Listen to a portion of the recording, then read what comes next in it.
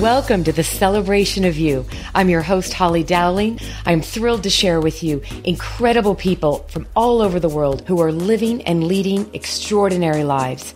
From overcoming immense adversity to discovering the secret sauce to leading with courage and grace. Their stories are going to bring you hope and inspiration. Now, let the stories begin. Are we in for a treat today? Oh my gosh, everybody. You can already hear us giggling and the guest. And look at us. We can't stop laughing. I said, we got to push record because I'm having so much fun already. And I'm saying, don't tell me yet. I want the world to get to hear this, Simone. So may I introduce to the world.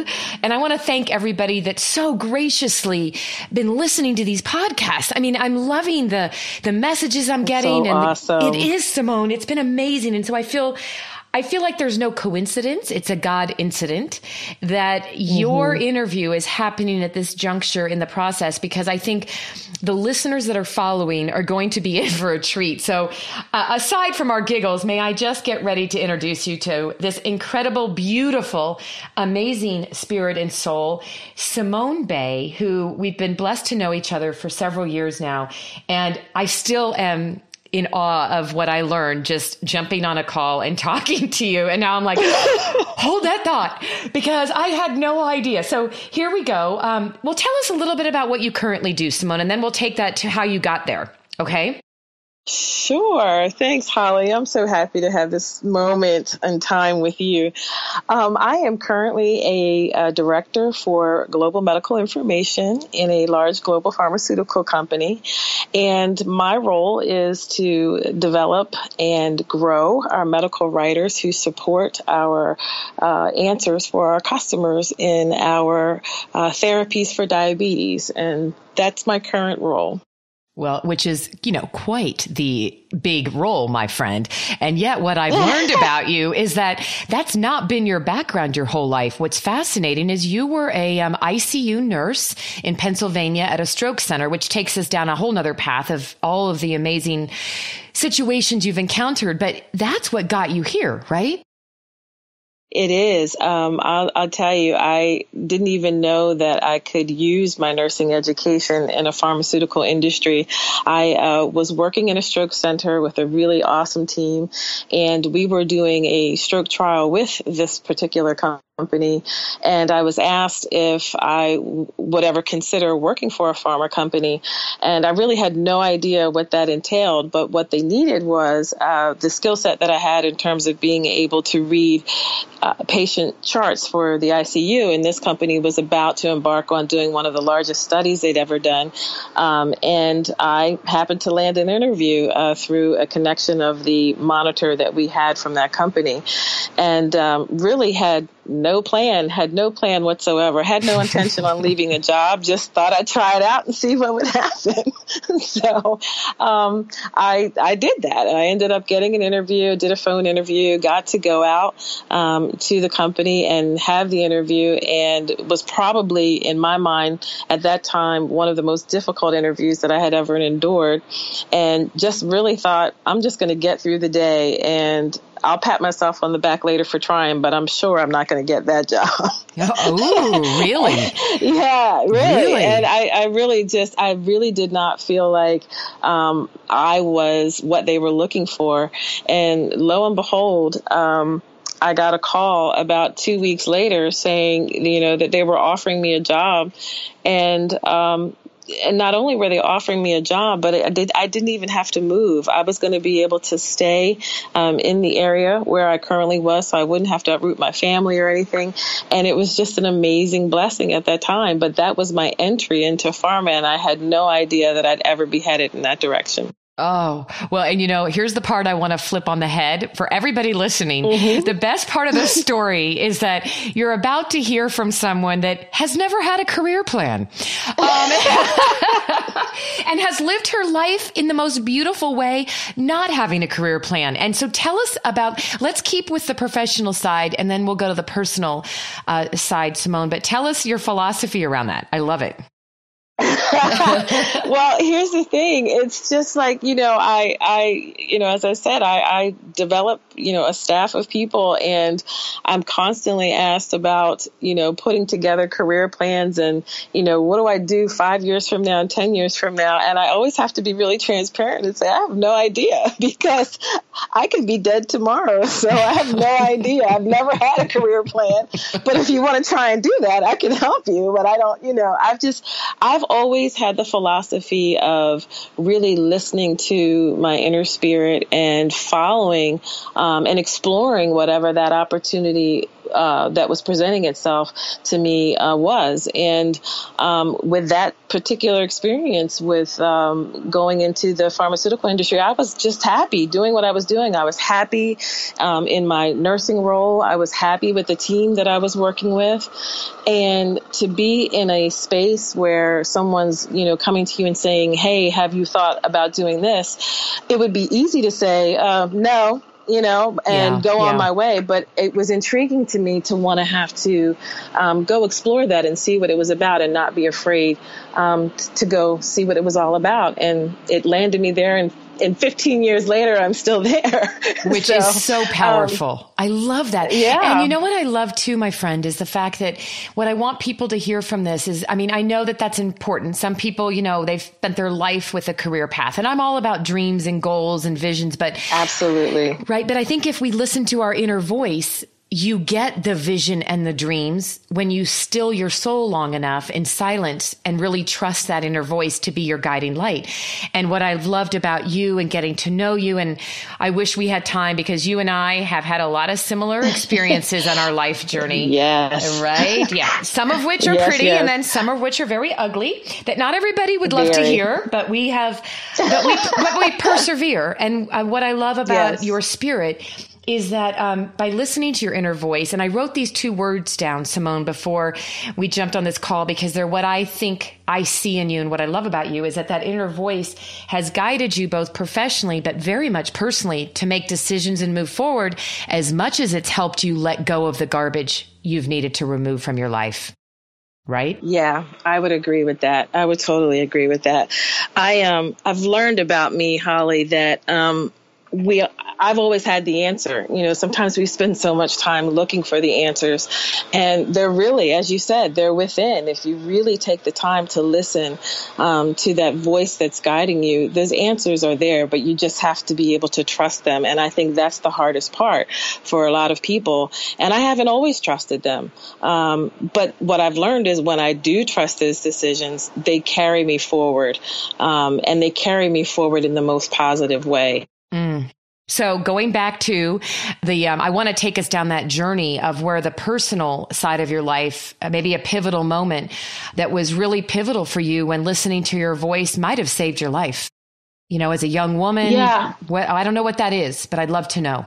Yeah. I think, Holly, I was, and not many people know this, but I am willing to share it. I was in a relationship that was an abusive relationship, and it was very difficult for me to make that choice to get out of that relationship, because I was being so concerned about what people would think and how they would respond, and being really worried about other people's feelings, and not really listening to that inner voice inside of me that knew that if I were to stay, I may not be able to get out of this relationship.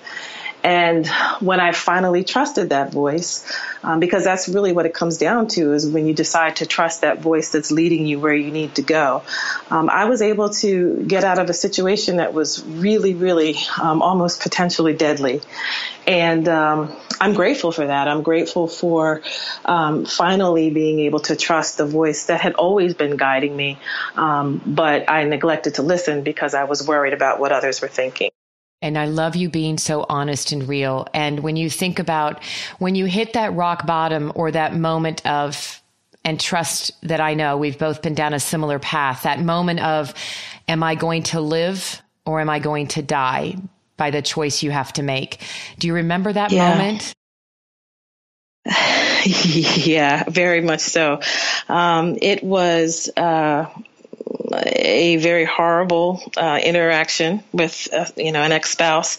And I remember, my daughters at the time standing there watching that interaction, and really, literally, you hear people say you see your life flash before your eyes. I was literally seeing my life flash before my eyes as I was being attacked.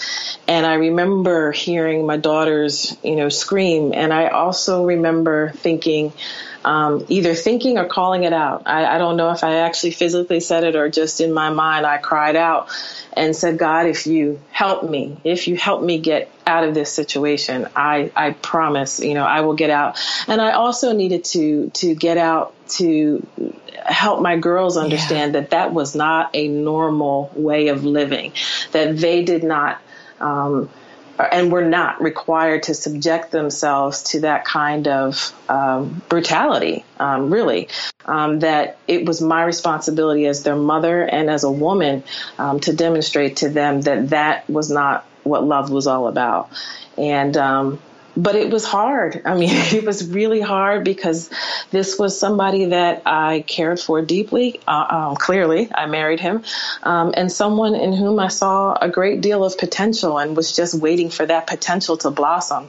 And I think we tend to do that, Holly. We will put ourselves last and serve everyone around us, and neglect to take care of ourselves the whole time that inner voice is telling us what we need to do.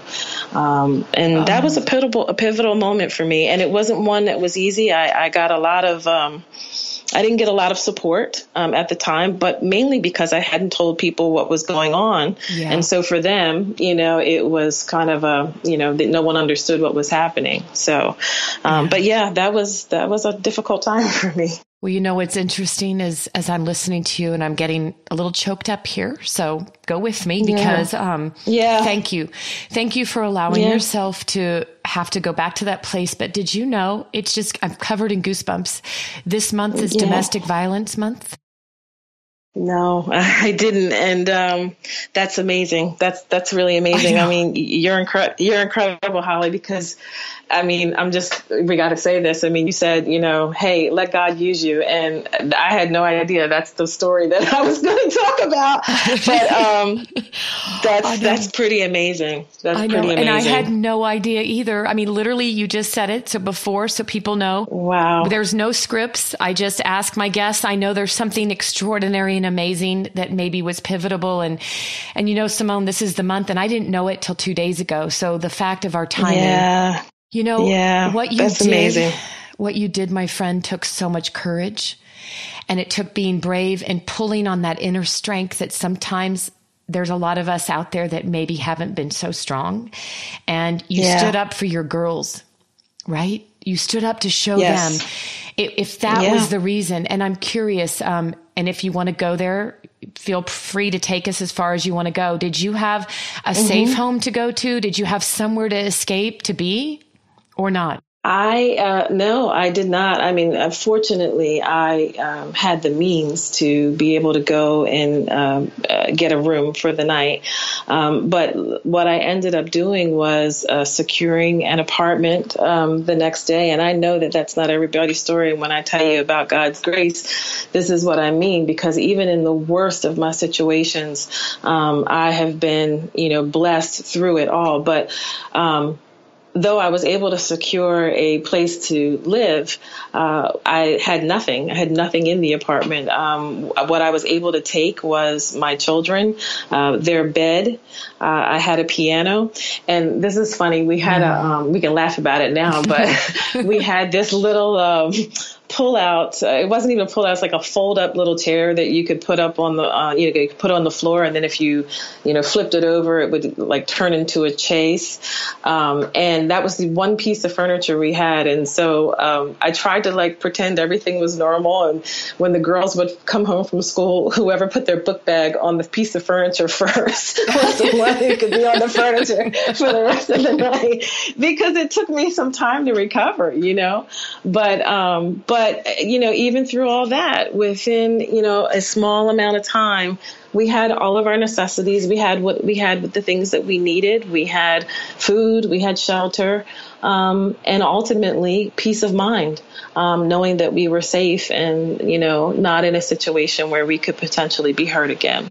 Oh, and just that visual of knowing, for anyone that's listening, Simone, right? There's somebody out there whose life right now, when they hear this, you have given someone hope, because we get so caught up in the fear of, I can't leave, right? Like you almost begin to believe, and I don't even want to use the bad words, but I know I began to believe what I was told every single day of my life. And you begin to hear it, and you begin to play these tapes, and you get so beaten down that you just think, and you probably what kept you, well, you said it, is God's grace, and you knew you had to do this for your children, but you did it. And for someone listening, if they have children or they don't, what words of wisdom, what could you just share that would say, and in this moment, if you're scared to death to go home, or you're living in this dungeon of fear and you're scared to tell anybody, because I was the same way, you're scared to tell people, right? Because they're going to judge you. Like, how dare this person make a choice like this, right? Yeah, and you said it. That's exactly where I was going, Holly. It is. I think, I was in this marriage way longer than I should have been, and I knew. I knew that this behavior would only get worse, and so it comes back to two things for me. One, I was so afraid of failure.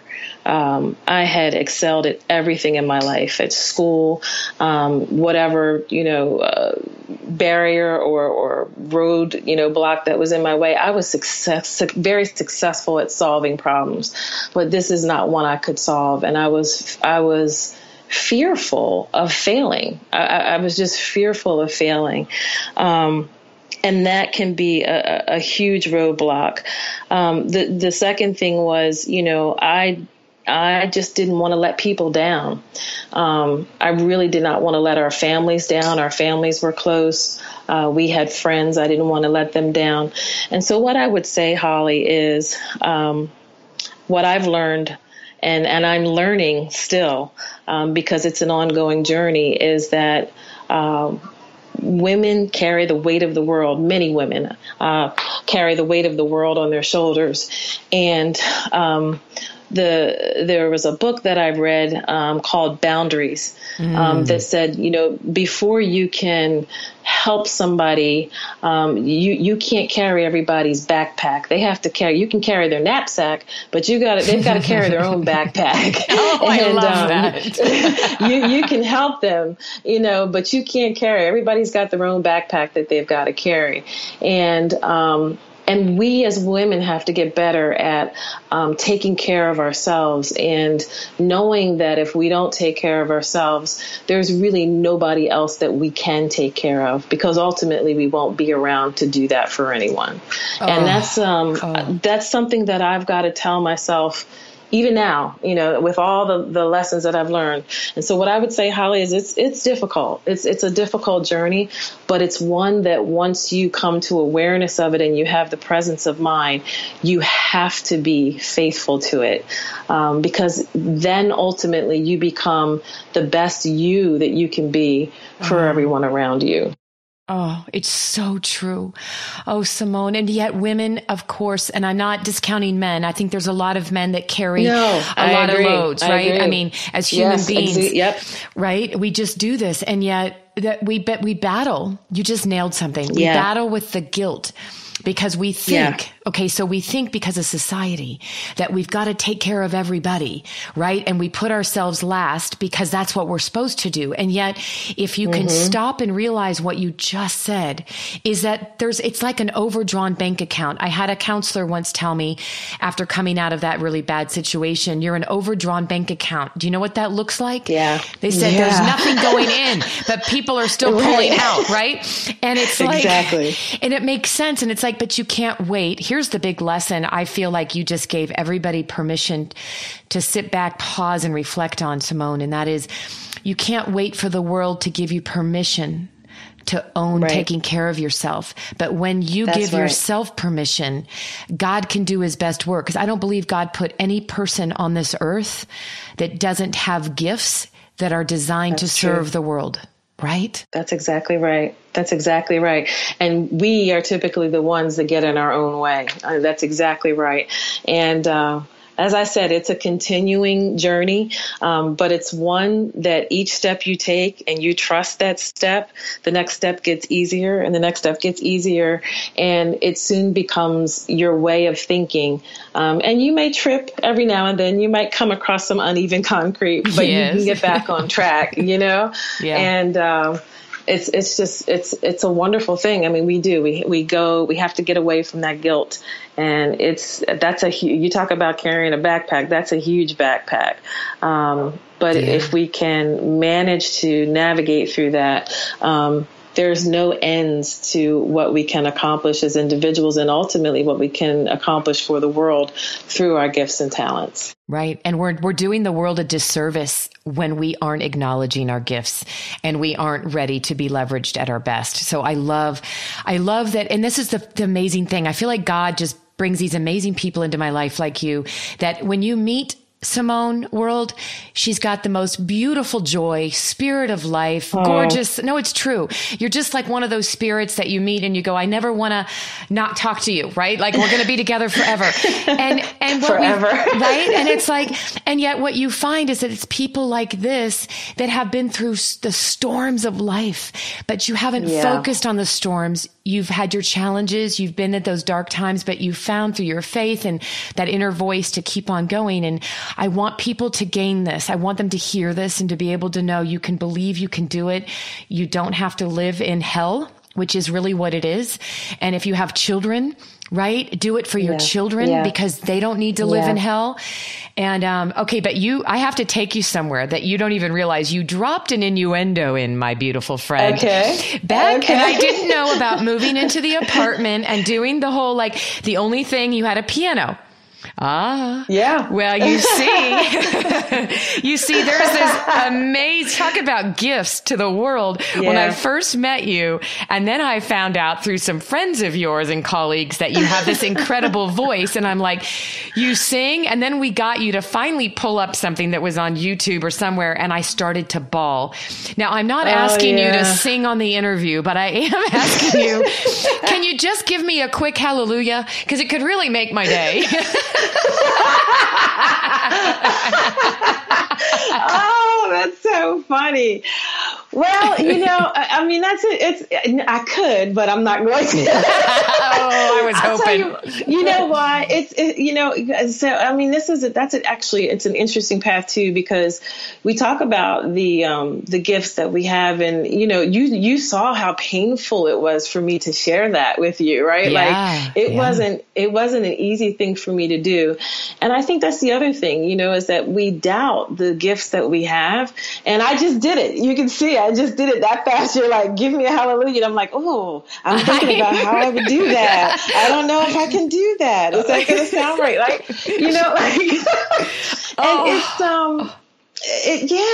And we're all works in progress, Holly. And, I can sing. I mean, I'm a trained musician. I also have a degree in music, but I don't think I'm spectacular, and, I do. And I do. Well, thank you. And I'm learning to say thank you. And but it's just, that piano was a saving grace for me, though. It was absolutely a saving grace. It was a place, aside from it being the second piece of furniture that had a stool. It was a place for me to release, some of my feelings and some of my pain and pour into music to express some of the pain that I was feeling. So even that I see as a gift from God in terms of being able to express myself, to be able to move forward. Yes. And let go of some of what I experienced. And I wrote a lot of sad stuff during that time. But I've also had moments of joy where I was able to write some very happy things as well. So one day, Holly, I'll come and I'll do a whole song for you. You will.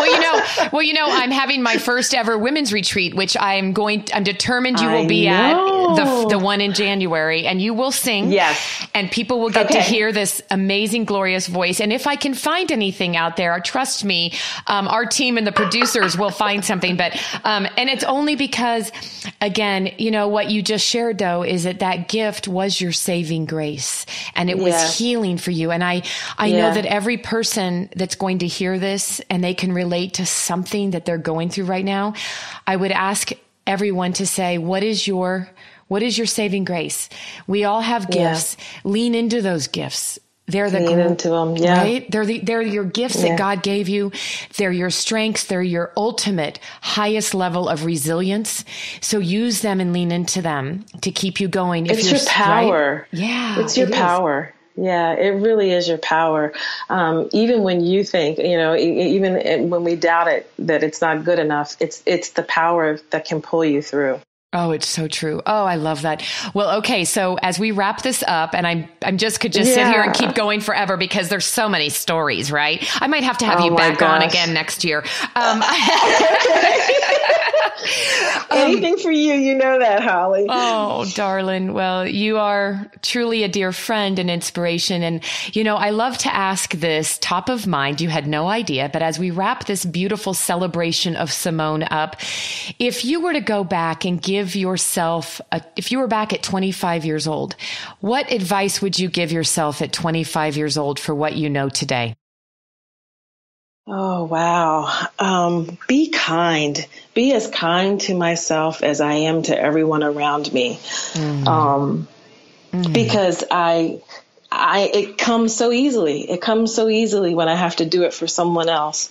But when I have to do it for me, I make it difficult.